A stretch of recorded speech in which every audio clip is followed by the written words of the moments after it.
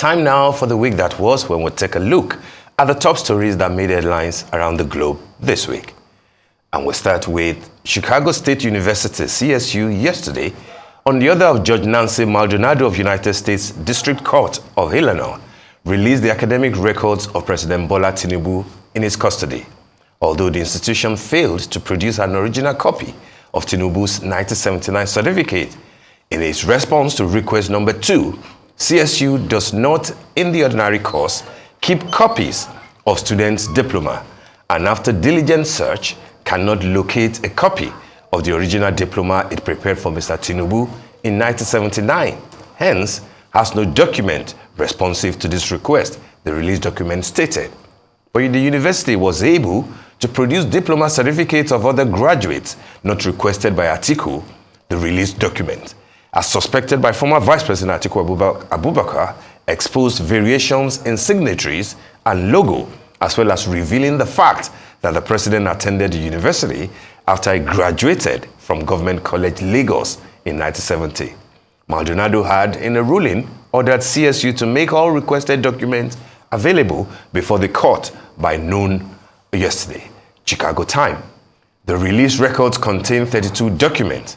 Tinubu's primary and secondary education, like his university, had remained subject of major controversy. Besides the variations in the names of signatories in the certificates and number of persons who signed various certificates issued in 1979, there was also a huge variation in the logo of the institution. All right, Kayode, I mean, this has been an issue that has dominated the week. All thanks to Judge Maldonado, who said that, well, the request of the lawyers to former Vice President Atiku Abubakar should be granted. It has since been granted.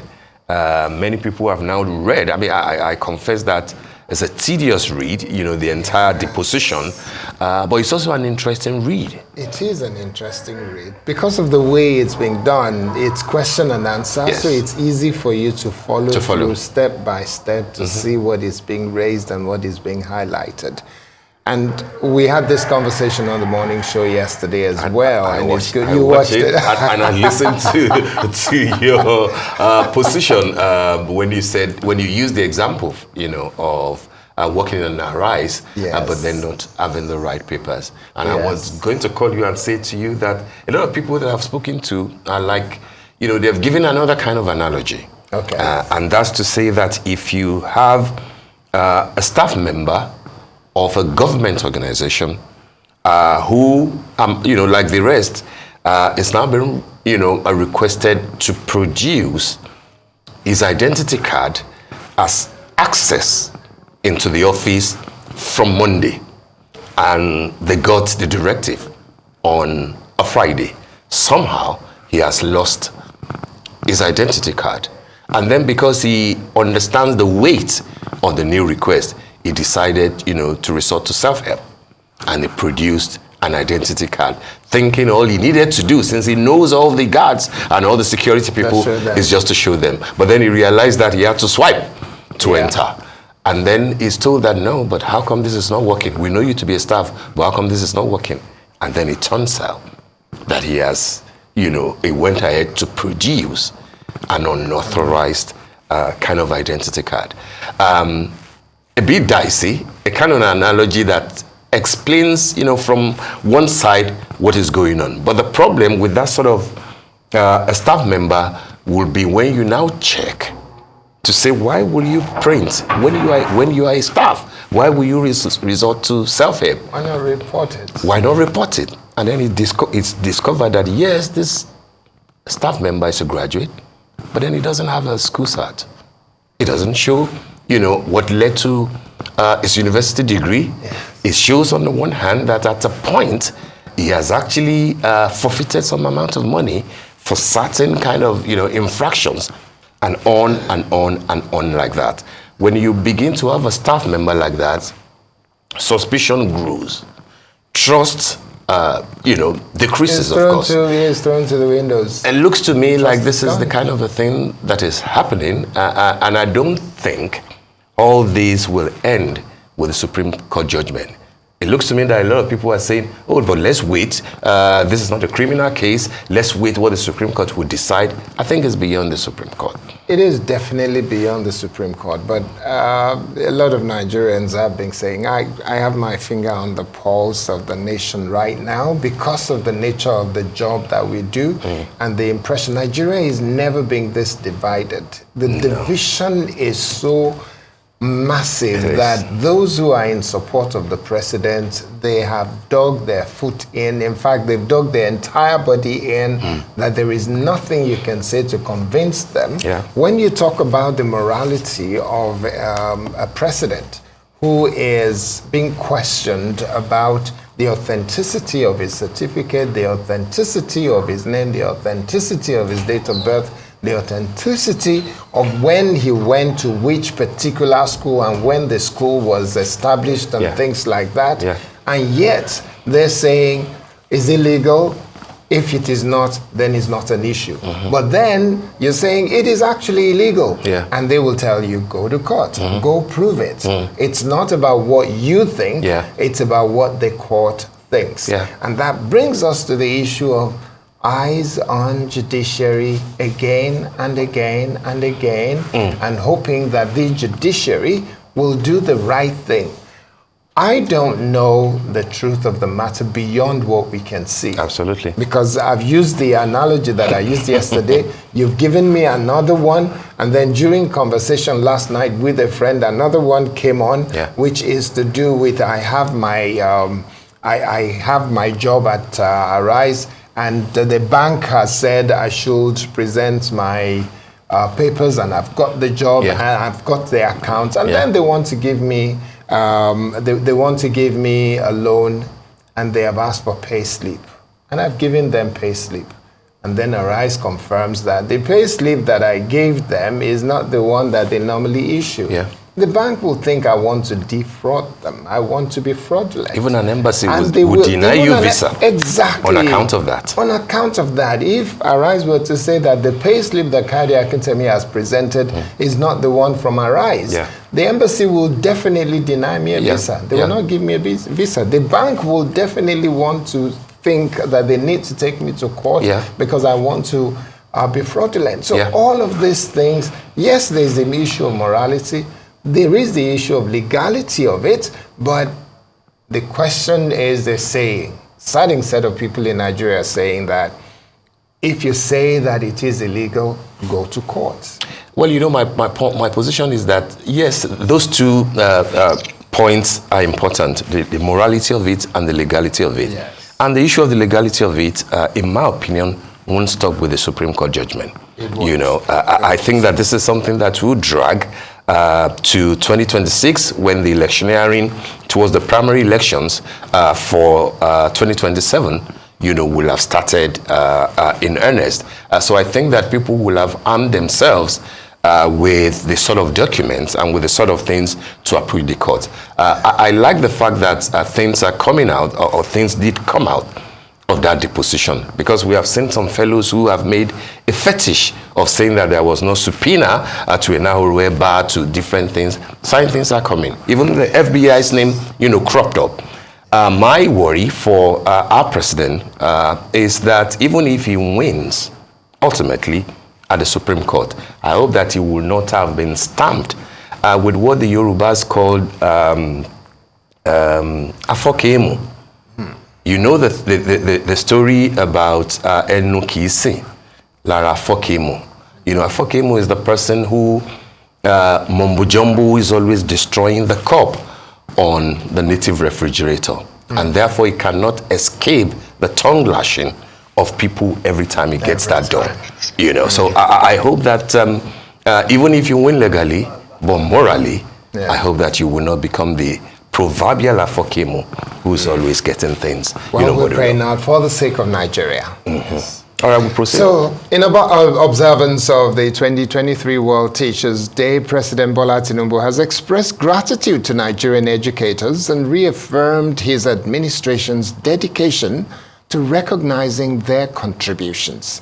The president, represented by Vice President Kashim Shettima during the event in Abuja, stressed the critical role of education and the need to empower teachers for Nigeria's future. He directed the revision of current guidelines to ensure that teachers are prepared with modern teaching techniques, particularly in information technology and artificial intelligence. To preserve the wealth of experience within the education system, the president also announced the Harmonized Retirement Age of Teachers in Nigeria Act 2022, allowing educators to serve up to 40 years until age 65. Education is a miracle that changes the fortune of a family in a single generation. Thanks to you, our dear teachers, we have broken down barriers and created a society where merit, talent, and hard work supersede the circumstances of one's birth. So by investing in education, by empowering our teachers, and by providing every child with a tool to reach their dream destination, we have safeguarded the future of our nation.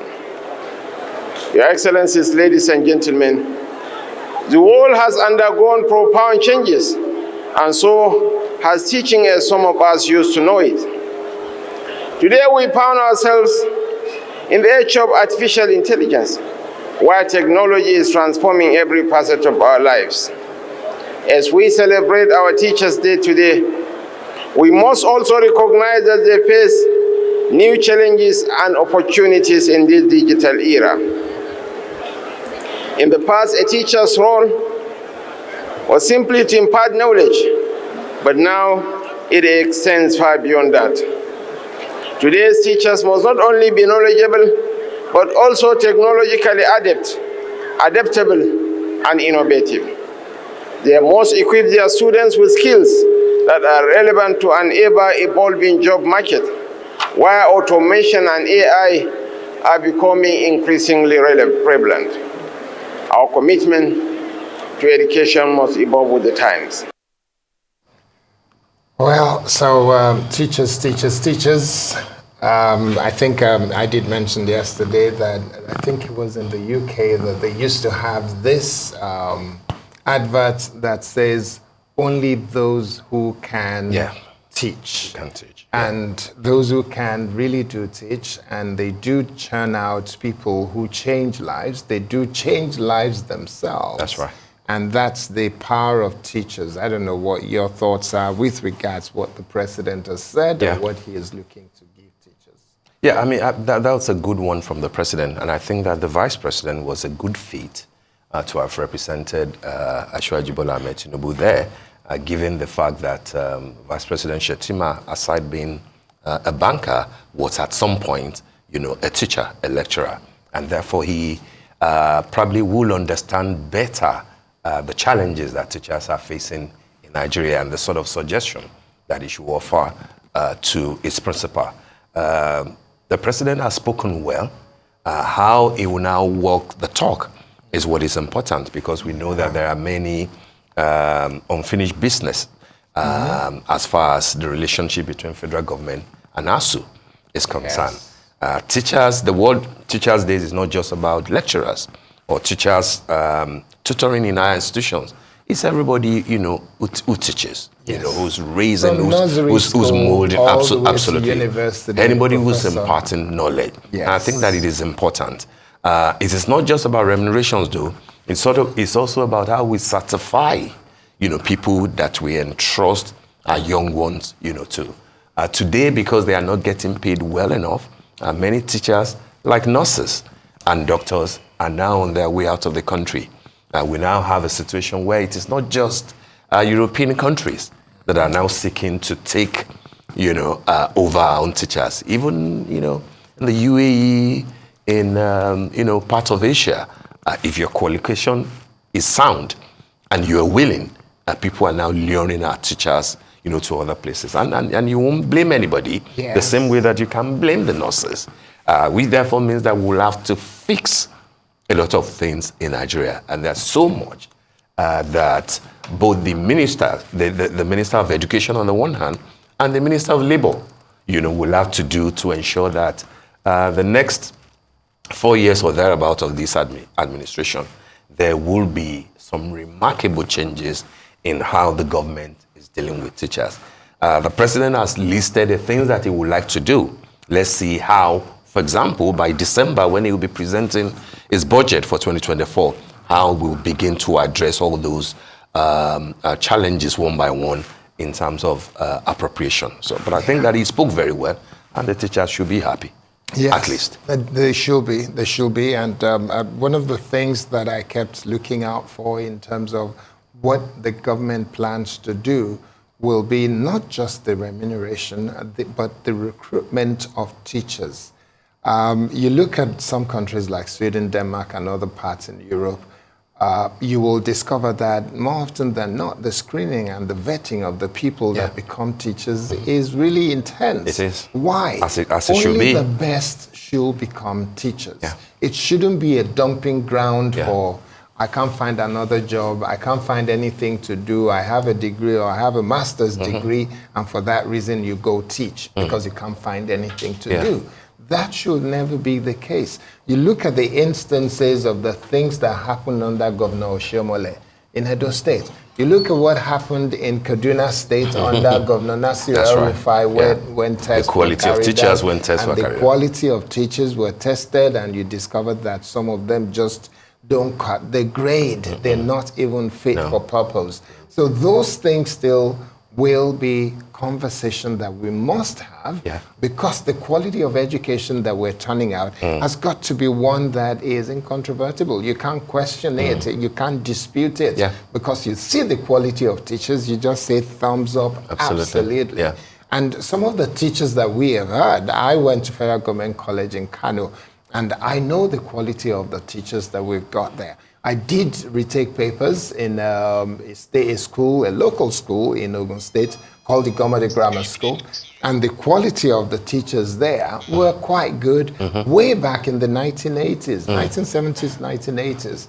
But you look at what you have now, and people talk about teachers who end up selling granuts in school and looking for other ways. Especially in public schools. In public schools where they're looking for alternative means of income. To show up their income. You want to blame them for doing that, but at the same time, you also realize that they have to survive. So you have to acknowledge the fact that if you want them to do the good job that you want, pay them for the job that you want them. Absolutely, I think that's what Ashwaju, the president, is saying, that the rewards for Nigerian teachers will be right here. It's got to be for on as earth, long as not he's in the heaven. president. Absolutely. All right, we proceed. A former Nigerian oil minister and president of the oil cartel, OPEC, has been granted bail after appearing in a London court. Diezani Alison Madueke is charged with bribery offenses in exchange for multi-million-dollar oil and gas contracts. She served as president of the Organization of Petroleum Exporting Countries, or OPEC, and was a crucial figure in the Nigerian government of Goodluck Jonathan between 2010 and 2015. She denies all the charges. Arise News chief correspondent John Cookson was outside the courtroom from where he sent this report. Take a listen. She was once one of Africa's most prominent politicians, a former president of the global oil cartel OPEC, the first female to hold the post.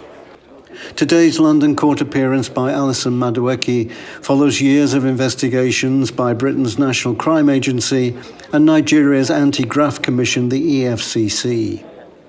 A Nigerian court has already recovered $21 million from bank accounts Alison Madueke held in Nigeria, and both the EFCC and the US Department of Justice have seized properties worth almost $100 million, allegedly purchased with the proceeds of corruption.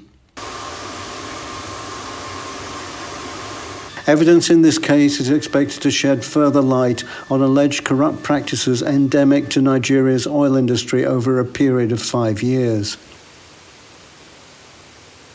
And the crux of this case, Britain's National Crime Agency alleges Alison Madueke accepted bribes during her time as Minister for Petroleum Resources in exchange for awarding multi-million-dollar oil and gas contracts. Mrs. Alison Madueke was charged with 6 counts of bribery, including accepting £125,000 in cash, having access to numerous London properties, accepting gifts from high-end firms like Cartier, and Louis Vuitton, having school fees paid, chauffeur-driven cars, and private flights. It was supposed to be a run-of-the-mill committal hearing to a Crown Court hearing at Southern Crown Court on October the 30th, but then came high drama. The magistrates decided that she was a flight risk and that bail had to be paid. She offered £50,000. The magistrate said that wasn't enough. She added another £20,000 to that, or £70,000 in total, or $85,000. That was finally agreed, and it had to be wired to a bank account here at the Magistrates' Court. Meantime, she was held in police custody during that time. There were other bail conditions too. She has to wear a tag like a common criminal. The other bail condition was that she can't leave her London home in St John's Wood between 11 p.m. and 6 in the morning. All this, a huge humiliation surely for a woman who was feted around the world as oil minister and former president of OPEC. The allegations also say she accepted goods from high-end stores like Cartier and Louis Vuitton. The 63-year-old has been on bail since she was arrested in London in 2015. She denies corruption charges. John Cookson, Arise News at Westminster Magistrates Court. Also, the Economic and Financial Crimes Commission has obtained an arrest warrant as it begins the extradition process of former Minister of Petroleum Resources, Diezani Alison Madueke, from the United Kingdom back to Nigeria. The FCC wants Diezani to face 13-count charges bordering on money laundering leveled against her by the Anti-Graft Agency. The commission further revealed that the money laundering charges for which Alison Madueke is answerable to the FCC cover jurisdictions in Dubai, the United Arab Emirates, the United Kingdom, the United States of America, and Nigeria. All right, Kay, interesting development there with a super minister under Goodluck Jonathan, Diezani Alison Madueke. It looks to me like the days of reckoning are almost here. Will it be that justice finally will have to come from overseas, like we had with James Ibori, former governor of Delta State, who, after all the merry-go-rounding, it was in London, that he was eventually sentenced. Is that what we will witness with Diezani, or will the EFCC succeed in bringing her to Nigeria and then effect justice? I'm sure that she will have the opportunity to defend herself. But the sort of figures that we are hearing, the sort of properties spread all over the world, money in bank accounts, and at some point, even gold or diamond-laden underwears, and stuff like that. It's interesting, isn't it? It is interesting.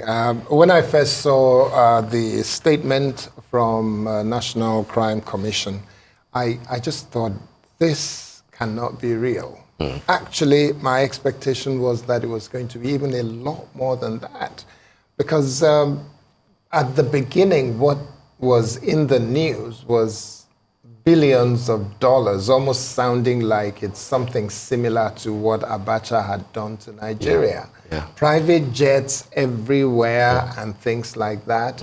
Those were the kind of allegations that were being made.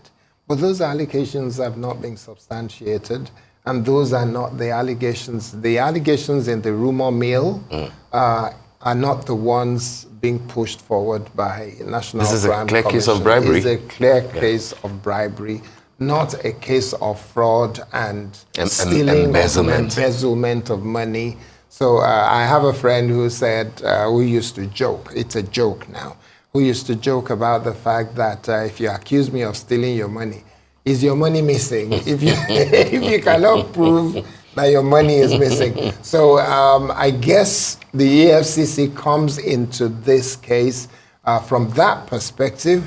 If the case of bribery is what is being pushed by the UK government and the National Crime Agency, then the EFCC probably can identify areas where money have gone missing, and that could be the perspective that they come from, the angle that they come from. Even the fact that they have seized so many properties, allegedly, are linked to her. Linked to her. So All of that is what EFCC will be expected to do. But my concern, and the concern of a number of Nigerians, is more often than not, we don't see the EFCC begin and end well with any of the cases that they have handled.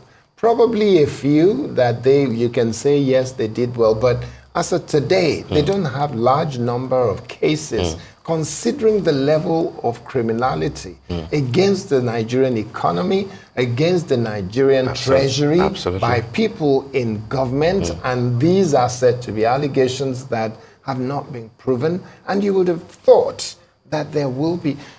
I'll give you an example. When President Muhammadu Buhari was coming into government, some of his very close associates, at that point I was working in a different television station, and a few of his friends and close associates who are members of APC, they told me categorically that you wait and see.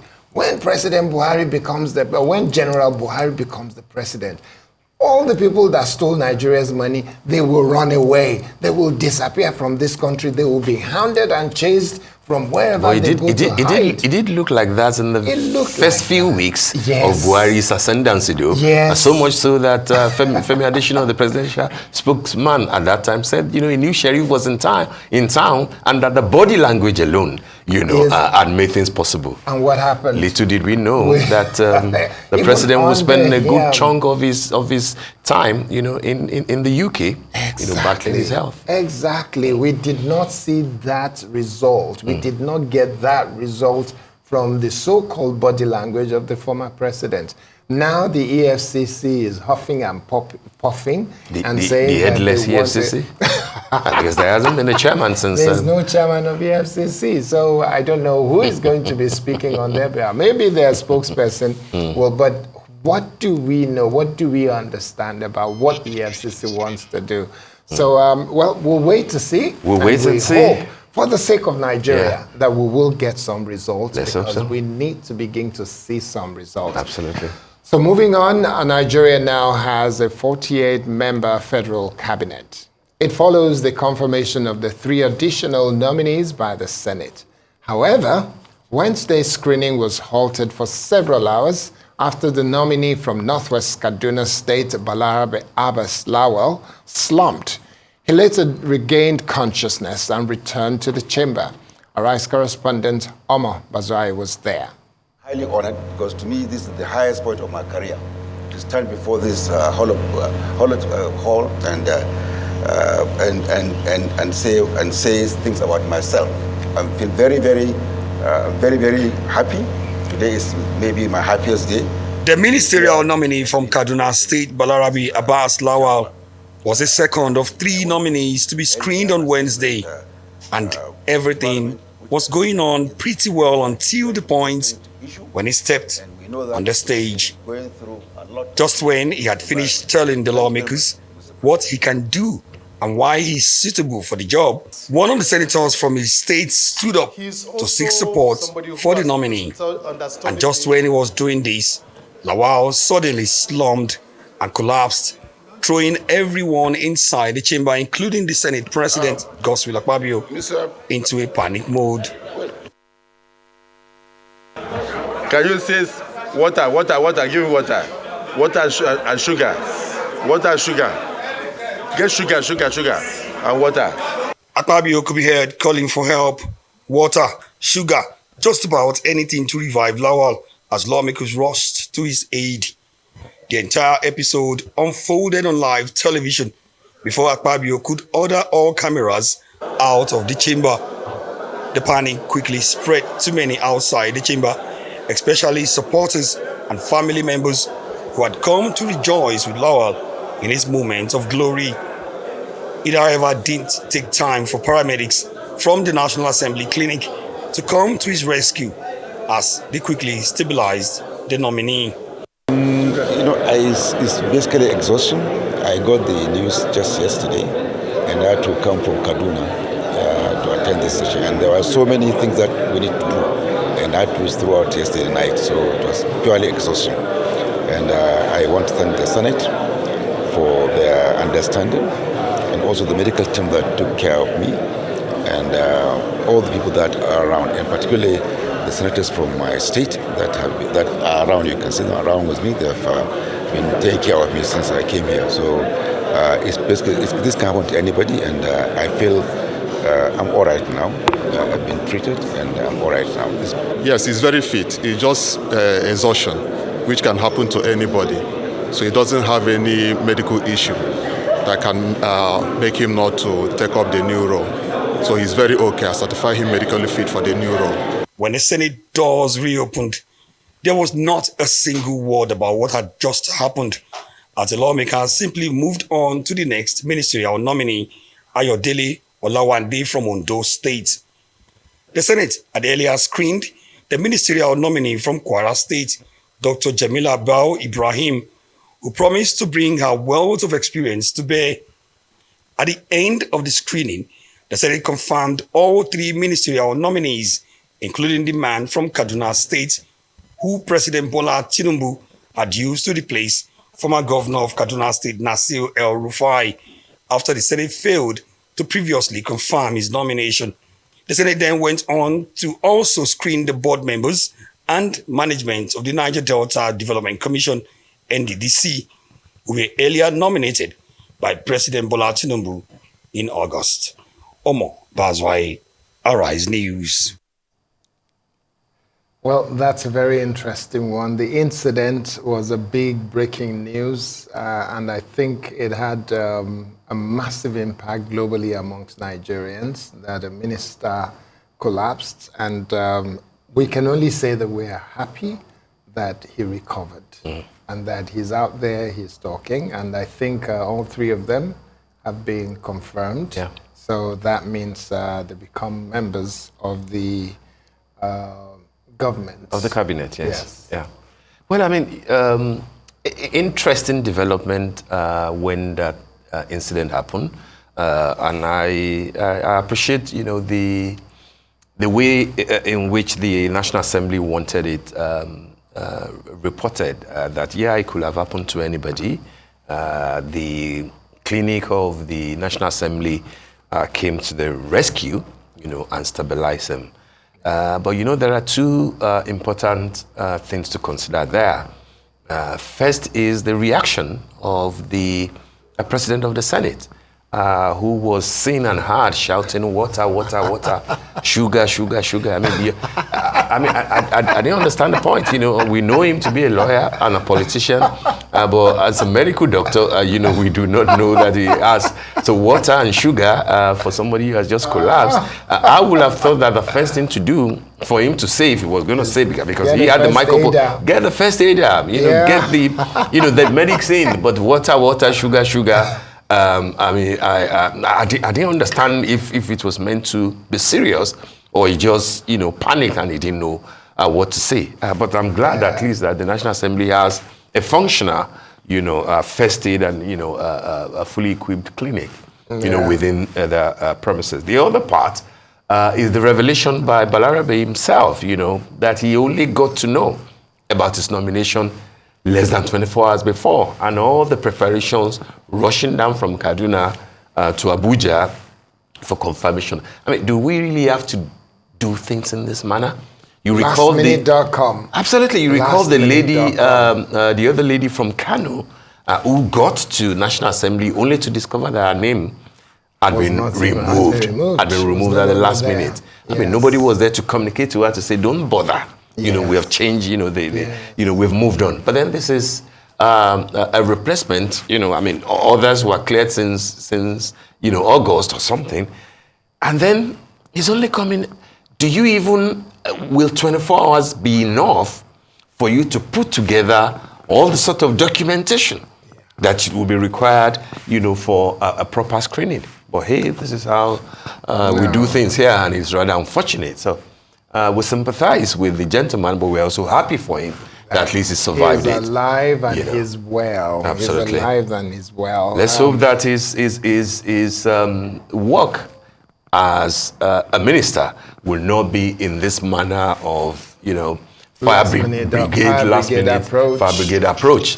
Let's hope. Brigade, we hope so. We really do hope so. But it will be good for the Senate and the National Assembly and every part of our government to realize that there is a need to have a clear understanding of the job of first aiders. Absolutely. So that if this had not happened, we will not realize that the Senate President did not understand what the procedures should be in case of emergency. You're very correct. When you go to an ordinary party, you'll get to see a situation where people are told, this is the fire exit, this is the direction, and somebody will tell you. Absolutely. So I'm not even sure that they do make efforts to understand fire exit in the National Assembly if they don't understand the simple procedure for when there is an emergency. This will be the wake-up call. This will be a wake-up call. All right, let's take our very last story for the week that was.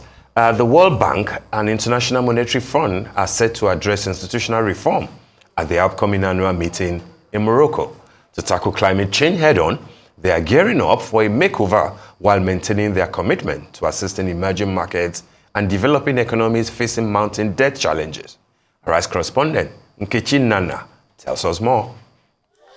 On September 8th, a devastating 6.8 magnitude earthquake struck Ahaz province, south of a vibrant city of Marrakesh in Morocco.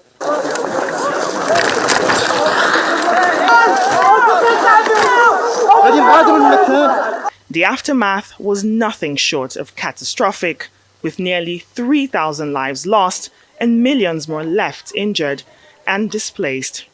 Morocco has since been working to rehouse affected individuals, reconstruct homes, and restore vital infrastructure, while undertaking socio-economic development projects in the affected regions. But amid this formidable challenge, a surprising decision has been made.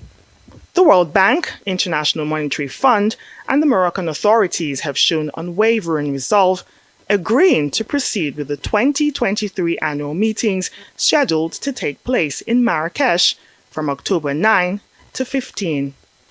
The financial institutions will adapt the content to the circumstances in the country.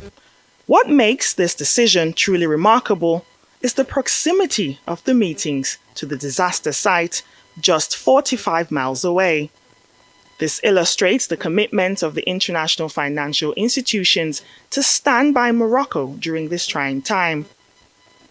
As the world prepares for these unprecedented meetings, IMF Managing Director delivers a curtain-raiser speech outlining the policy priorities that will shape discussions.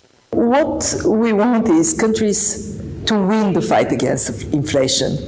It is not going to happen if we throw more money without the good fundamentals for the economy to run efficiently. What we are strongly recommending is, rather than providing subsidies through prices, say gasoline prices or food prices, that ultimately benefit rich people, and sometimes even more they benefit poor people because rich people drive more, to give direct support to the poorer part of the population. This year's annual gathering carries a multitude of firsts.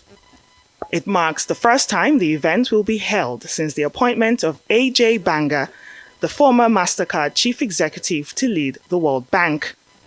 Banga's leadership promises to usher in more private sector funding into development and climate financing, a pivotal shift in strategy. In another notable first, it's also the debut appearance for Nigeria's new central bank governor, following his confirmation just a week ago. This demonstrates Nigeria's eagerness to engage with the global financial community.